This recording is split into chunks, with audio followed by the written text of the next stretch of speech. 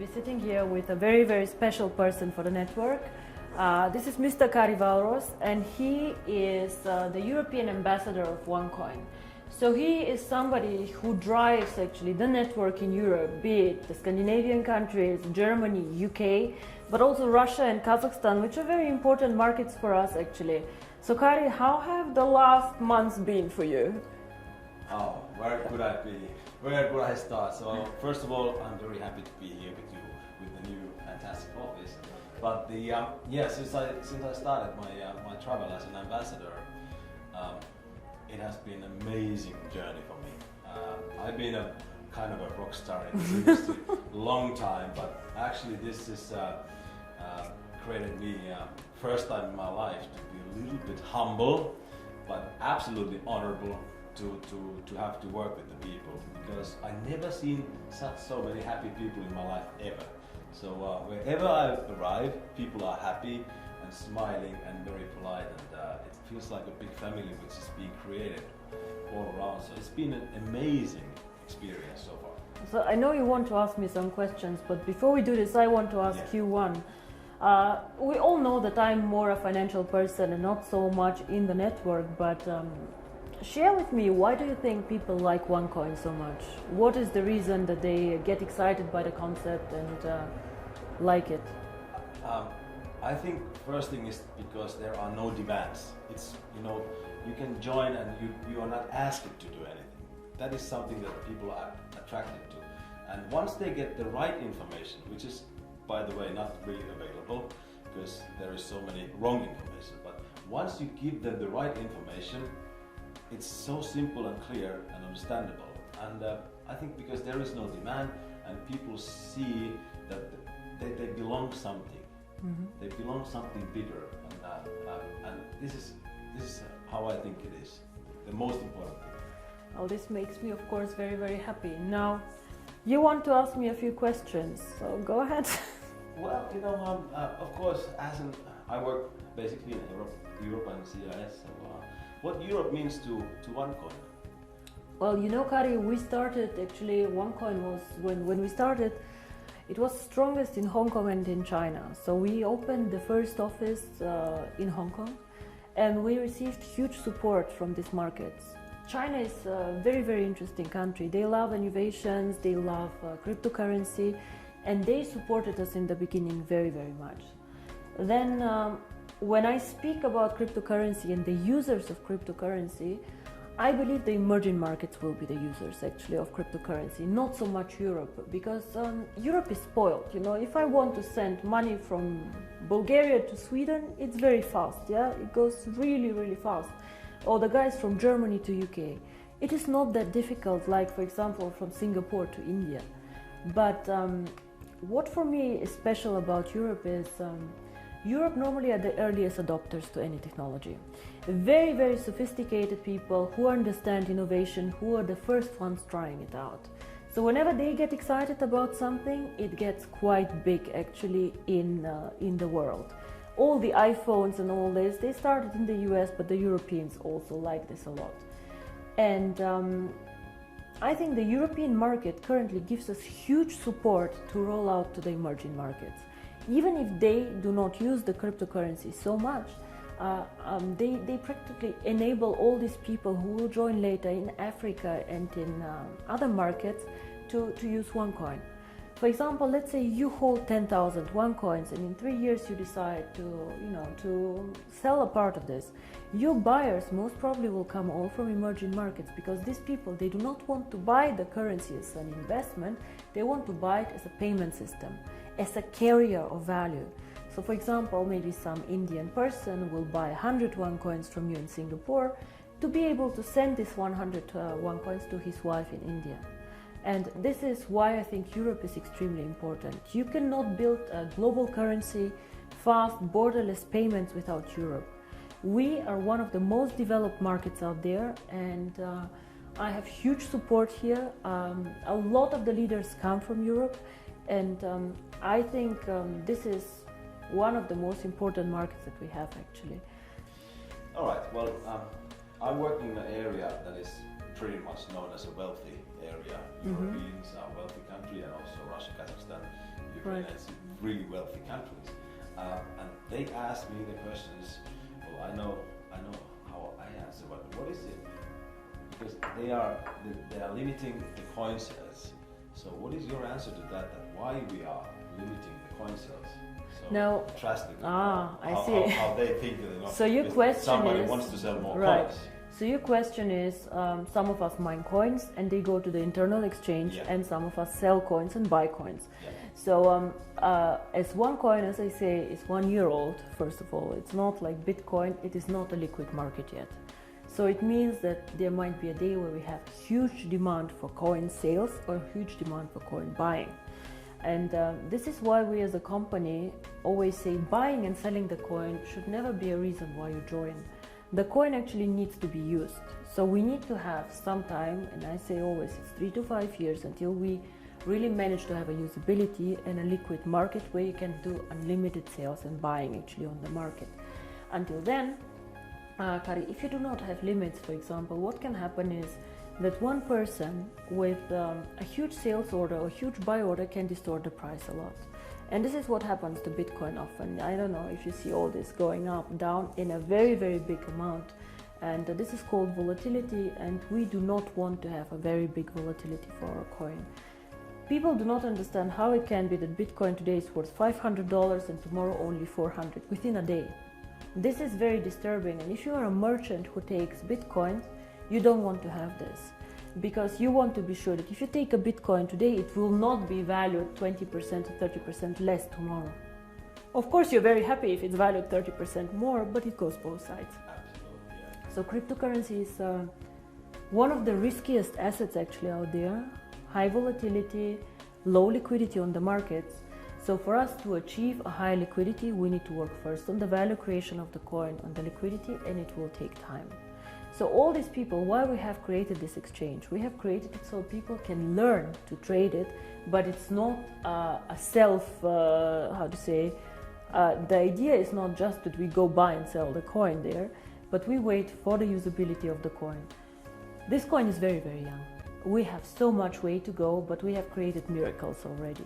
So I'm looking very, very positive into the future. But remember, the internal exchange is demand and supply. So you have to find somebody who wants to sell coins to buy, and the other way around. So the company itself is not obliged to buy back your coins or to sell your coins. If I don't have coins, I cannot sell them. Yeah?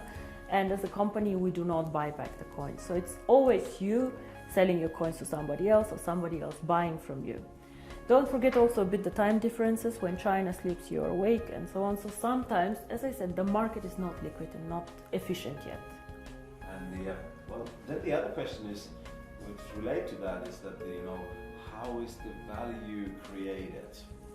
Now, there are two questions I think inside here. First is what is the value of cryptocurrency, and the second is how do we determine today if one coin is valued €1, €2, or €5? Yes. So we have a concept which is called mining difficulty. And there are calculators out there on the internet for Bitcoin. Everybody can Google them. You just Google Bitcoin mining difficulty calculator and you see how this is calculated. It's a very, very simple thing.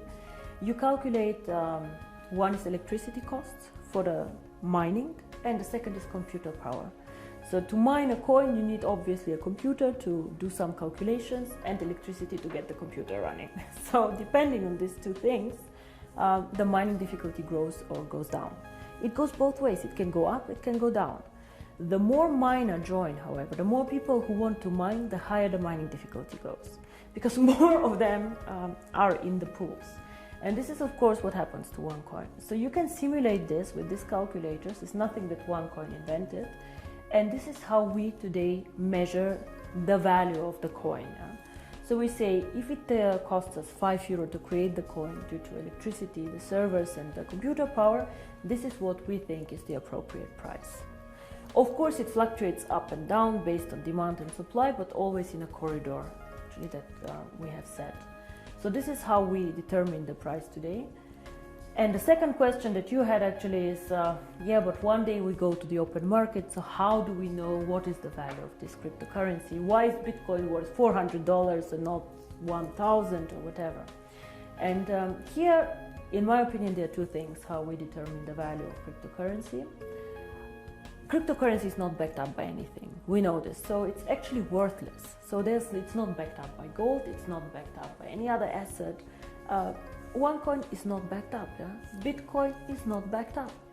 But there's still value inside, and I tell you why. One is, first of all, the brand. Bitcoin currently have a very strong brand. Everybody knows them, they were the first one. Of course, there are always good and bad things about the brand, but they are very well known. Milka Chocolate is a very well-known brand.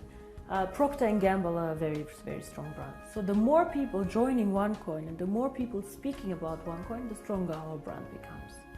And this, I think, is something that makes us really a family, because if you go in the network marketing approach and go and sell shampoo, it does not make you stronger if somebody on a sideline sells shampoo. Only your downline makes you happy. But here, if another team makes OneCoin popular out there, this makes also your coin stronger and your team stronger. And this is something very, very special about OneCoin, I think. And so the brand. And we have currently about 2 million paid members. In the database, we have over 10 million people who know about OneCoin. So we for sure have more users than Bitcoin, for sure. We are different, we are in a different system, but there are 2 million people who tomorrow could start using the coin if we want to. And this is great. So this is one part of the value, but most people use Bitcoin currently as value storage, like gold. I put it in the safe and I keep it there, which is okay, but a bit of a dangerous concept. Everything that goes up can also go down, and you're not special. You know, and if you're not special, why use OneCoin? Why not use 2Coin, 3Coin, dark coin products? So we are probably one of, or probably the only company who focuses so much on usability of cryptocurrency. Why cryptocurrency? How can it change the world? And our two slogans are the future of payments or join the financial revolution. We believe that actually cryptocurrency can be a vehicle for money transfers. So for example, as you do Western Union transfers, you can use cryptocurrency to do a transfer. Fast, borderless payments. And there's a huge demand for this. 2 billion of people have no bank account. 2 billion. Of course, we cannot capture all of them. But again, if we capture only 10 million or 100 million people, it's a network. It grows so fast. We see what happened, you know. December 2014, I was sitting at my desk and I had a bet with Per Carlson, who is not here anymore, if we will manage to have 10,000 people. And we did a huge celebration with 10,000 people. Today we have 2 million after 12 months. It is incredible, and this is the network effect. The more people know about OneCoin, the more they will come and the stronger the brand becomes. Everybody talks about MLM today, that it's pyramid, whatever you call it.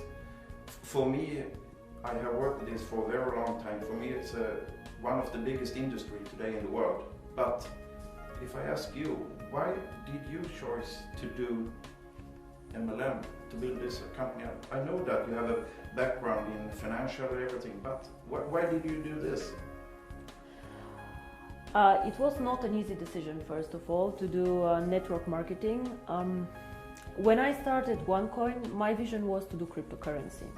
And outside in the industry, I did not know the industry well, to be honest. I knew some people who were working there, who are either personal friends or good acquaintances, so who I trusted. But what I saw in the beginning were some companies who really went bankrupt in a bad way, owing money to their members, money to their people. But I also saw some mainly product-based companies who were doing a very, very good job out there and an impressive track record. So I saw that not everybody is bad or not everybody is good. So it's an interesting industry. Why I chose it for my cryptocurrency? I believe that we as a cryptocurrency can be only successful if we have many users in a global network. And to be honest, I did not see a better distribution model for this. I did not see another way to attract people in to the cryptocurrency and these people to be spread out geographically so well. OneCoin can work only if it does cross-border payments. So if I have OneCoin only in China or only in Europe, it will not work well. We need the emerging markets, which is Asia, Thailand, Philippines, India, Africa, very, very interesting. These are the users of the coin.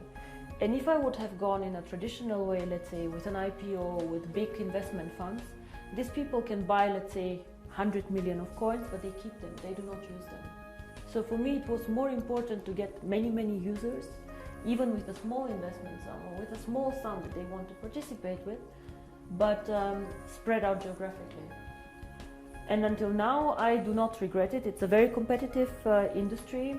Unfortunately, sometimes I see the concept misrepresented. Yeah. We focus mostly on education, financial education, because in my opinion, nobody can understand cryptocurrency, nobody can understand even the financial world out there without education. So education is our product, and some of our members choose to mine the coin. By the way, I don't know if you know, but currently I checked the numbers, about only 10% of our members mine currently the coin. Oh. Only 10%. So a lot of the people, or I think most of them, actually participate in the program for the education. And this is something that makes me really happy, because this is what we are. We would like to foster a financial revolution, and financial revolution always comes with knowledge, education, and I think this is a very, very big part of the company. Now, Per, you asked me about the future of the network once all coins are mined. Now, I see the network as its own system, as our own ecosystem, and I will never go and sell shampoo in this network. This will never happen, because I have never done a network marketing company before, and I do not plan to do ever again a network marketing company. But the network itself is a value. It's a business that you guys are building. And for us, of course, it's also a value, because we can push our ideas through this network, and we can do a lot of things there. So to me, the ideal future of the network is to push, even when all coins are mined, the value of the coin. Be it to attract merchants for the coin, be it to create products who are connected to the value of the coin. And all what this network should focus on is something that somehow enhances the value of the coin. You guys know that we did some acquisitions, actually some networks that joined us. For example, Conligos, OPN. All these networks somehow helped us to build up the coin. Either they had interesting software for us, or they were geographically interested. But we never let somebody join us just because it's good or just because it's more people. We always strategically think of the future of the coin and how to make it stronger.